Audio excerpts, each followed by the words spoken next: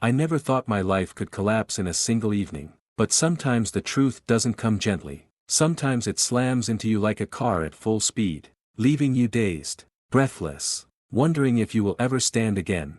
It began with an ordinary dinner. My daughter had been quieter than usual all week. She is 20 now, and though she still lives at home part-time, our schedules rarely align the way they used to when she was a little girl who would run into my arms after school. These days, she floats between independence and home, between being someone's child and being her own woman. I knew she was distracted, but I assumed it was university stress, maybe a boy she liked. That night, she wouldn't look me in the eye. Her fork scraped against her plate, pushing the food around without eating much. I tried to make jokes, little ones, the way I always do to ease tension, but she only forced a smile. Finally, I asked, "What's wrong?" She froze. For a moment, I thought she would brush me off, say she was fine. Instead, her lips trembled, and tears welled up. My heart lurched. I had seen her cry before, but this was different. This was fear. "I need to tell you something, Dad," she whispered. Her words came out uneven, fragile. "I'm pregnant." The silence that followed was unbearable. I remember hearing the hum of the refrigerator, the ticking of the clock, even my own heartbeat pounding like drums in my ears. My hands trembled as I set down my glass of water. Pregnant. 100 thoughts collided. She was too young, not ready, her whole life ahead of her. I wanted to reach across the table and hold her, but my body felt frozen in place. And then she said the name. His name. My best friend. The room spun. I thought I had misheard. My mind rejected it, screamed at me that it was impossible, absurd, some twisted mistake. But she was crying, shaking, her voice raw with shame and confusion. She wasn't lying. My best friend, the man I had trusted for decades, the one who had stood beside me through every milestone of my life. He had been like a brother. He had been uncle to my daughter. I couldn't breathe. My chest burned as though all the oxygen had been sucked out of the house. Anger surged in me like wildfire, anger at him, at myself, at the universe. How had I not seen this? How could I have been so blind? I slammed my fist against the table, the plates rattling. My daughter flinched, sobbing harder, and guilt stabbed me immediately. She was terrified, vulnerable, and here I was exploding. I wanted to comfort her, but I was drowning in betrayal. I stumbled away from the table, pacing the room, gripping my head. Every memory of my friend flashed before me, laughing together, sharing secrets, watching football, celebrating birthdays, each image now poisoned, twisted into a mockery. "He's the father," I choked out. She nodded, covering her face with her hands. I wanted to scream. I wanted to smash every picture frame, every reminder of the years we had shared as friends. But more than anything, I wanted to protect my daughter. I could see the fear in her eyes, not just fear of my anger, but fear of her future, of what this meant for her life. And yet, beneath the fury, there was love. She was my daughter. No matter what, that would never change. She was my blood, my heart walking outside my body. I sank to my knees in front of her, my hands trembling as I reached for hers. "We'll get through this," I whispered hoarsely. "I don't know how yet, but we will." Even as I said the words, a storm raged inside me. My best friend had shattered everything, but I knew one thing with absolute clarity: I would not abandon her. The night dragged on in a blur of tears and silence. When she finally went to her room, I sat alone in the dark, staring at the wall, replaying everything over and over. I felt as though I had lost two people in one night, my friend, and the version of my daughter's life I had imagined. And in that silence, I realized, nothing would ever be the same again. Sleep did not come that night. I lay awake, staring at the ceiling, feeling the weight of betrayal press against my chest. Every time I closed my eyes, I saw his face, my friend, my brother in everything but blood. His laughter echoed in my skull, now laced with poison. I knew I couldn't avoid him. I had to face him, demand the truth. By morning, my hands shook with rage. I dialed his number, my throat dry, my voice barely steady. "We need to talk," I said. He chuckled, casual, as if nothing had happened. "Sure, come by tonight. Beer's on me." Beer. The audacity made my stomach twist. When I arrived, the familiarity of his house cut me deeper than any knife could. I had spent countless evenings here, celebrations, quiet nights, arguments and reconciliations. Now, it felt foreign, hostile, like I was stepping into enemy territory. He opened the door, smiling, relaxed, but the moment he saw my eyes, his grin faltered. "What's wrong, man?" I pushed past him into the living room, my chest heaving. "Don't you dare pretend you don't know," I snapped. He blinked, confused, or was it an act? "Know what?" My fists clenched. "My daughter. She told me everything." The silence that followed was suffocating. His face went pale, and I knew, the guilt was written there, raw and undeniable. He didn't even try to deny it. "You bastard," I spat, my voice shaking with fury. "You were my brother. I trusted you with my life. And you," my words broke under the weight of rage. He raised his hands, stammering, "It's not what you think." "Not what I think," I roared. "She's pregnant. Don't you dare insult me with excuses. You've destroyed everything." He reached for me, maybe to calm me, maybe to plead, but I shoved him back so hard he stumbled. My whole body burned with the urge to hit him, to make him feel even a fraction of the pain clawing inside me.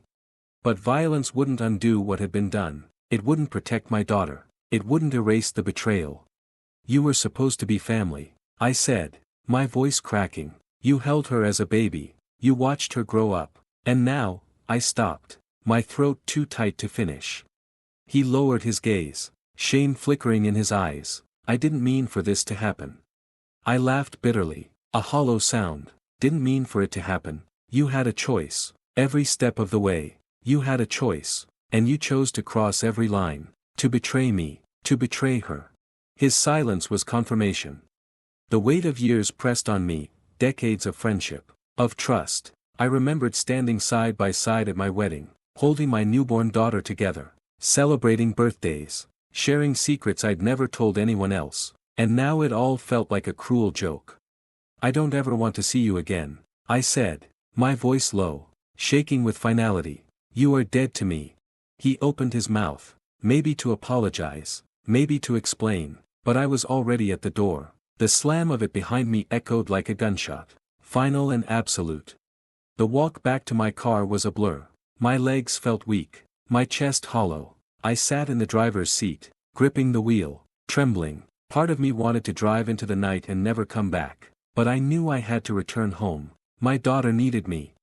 That night, I sat with her again. She looked broken, fragile, afraid of what I might say after facing him.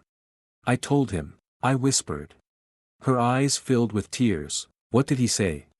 "Nothing that matters." I took her hand, squeezing it firmly. "Listen to me. You are not alone in this. We will figure it out together. He's gone. He will never come near us again." She wept into my chest, and I held her tighter than ever before. The rage inside me still burned, but it was no longer directed at her. She was my daughter. My only concern now was protecting her, helping her find a way forward. As I stroked her hair, I realized, I had lost my best friend forever, but I could not lose her. Not now, not ever. The days that followed blurred into each other, like ink running in the rain. My house no longer felt like a home. It felt like a battlefield after the fight, silent and heavy with smoke. Every room carried memories of him, my so-called friend. His laughter seemed to echo in the walls, a ghost that mocked me each time I closed my eyes.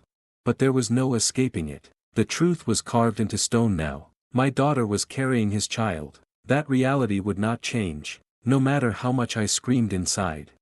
At first, I tried to bury myself in work, pretending life was normal, but each time I came home, I saw her, sitting quietly on the couch, staring at her phone, her hands drifting unconsciously to her stomach. She looked so young still, and yet the weight of adulthood had been thrust upon her too soon. I would sit across from her, my heart torn apart. Part of me wanted to rage again, to demand answers, to curse the world for being so cruel, but the larger part, perhaps the better part, only wanted to protect her. I could not change the past, but I could shape the future. One evening, she finally spoke, her voice trembling. "Dad, are you ashamed of me?" The question shattered me. I reached across the table, taking her hand in mine. "No," I said, firmly, even though my throat was tight. I'm angry, I'm hurt. But not at you, never at you. You are my daughter. You will always be my daughter. There is nothing you could do that would make me stop loving you. Her tears spilled over, and I pulled her into my arms. In that moment, I understood, my role wasn't to dwell on betrayal or rage. My role was to be her anchor, the steady hand in the storm. Still, the nights were the hardest. I'd lie awake, haunted by memories of my friend. I replayed every conversation we'd ever had, searching for signs I had missed. Had he always been capable of this? Or had something changed in him along the way? I would never know. All I knew was that he had stolen something sacred, and nothing could undo it. Weeks passed. My daughter began attending medical appointments. I went with her, sitting in waiting rooms filled with expectant mothers. Some looked at me curiously, an older man with a young woman, but I didn't care. Each time she gripped my hand during the ultrasounds, I felt both pain and wonder. The first time I heard the baby's heartbeat, I wept silently. That tiny sound was both a reminder of betrayal and a promise of new life. I couldn't deny it, the child was innocent. This baby had no part in the choices that had torn my world apart. And slowly, reluctantly, I realized that my anger could not extend to the unborn. If I was to be a grandfather, then I would be the kind of grandfather who stood tall, who loved fiercely. The hardest part was explaining to family. My parents, her grandparents, were bewildered, full of questions I couldn't answer. I deflected what I could, bore the weight of shame in silence, let them blame me, if they wished. My daughter had enough to carry already. And then, months later, the day came. I will never forget standing in that hospital room, the sterile scent of antiseptic in the air, the rhythmic beeping of machines. My daughter gripped my hand through the contractions, her face contorted in pain and determination. Hours passed like minutes. I whispered encouragement, prayed silently, held her hand tighter when she thought she couldn't go on. And then, at last, a cry filled the room. They placed the baby in her arms first, but when she looked at me, exhausted and tearful, she whispered, "Dad, do you want to hold her?" My knees nearly buckled as I took the small bundle. She was so tiny, her fists curled, her eyes blinking at the new world. My heart, already broken and scarred, cracked open once more, but this time, with love. I held my granddaughter and felt something shift inside me. The betrayal would never vanish. The scars would always remain. But in that moment, looking down at her, I knew that life had a strange way of weaving beauty from brokenness. I whispered to her softly, "You are not your father's mistakes. You are not his betrayal. You are hope. And I will love you every day of my life." My daughter smiled weakly from the bed, and for the first time in months, I saw a light in her eyes. When we left the hospital, the world felt different. The pain was still there. Yes, my friend, no, the man I once called a friend, was gone from my life forever. His name would never be spoken in my house again, but something new had been born, both literally and inside me. I had learned that love is stronger than betrayal, that blood may wound, but blood also heals, and that sometimes, the only way forward is to hold on to the ones who remain, to choose love even when it hurts. Now, as I write these words months later, I hear the soft coos of my granddaughter in the next room. My daughter is learning to be a mother, stumbling and growing with each day, and I, once shattered, am piecing myself together slowly, finding strength in the small moments. The road ahead is uncertain, but one thing is clear, I will never walk away. I am her father, I am her grandfather, I am their protector. And though I carry the scars of betrayal, I also carry something greater, the unbreakable bond of family, forged in fire but unyielding in love.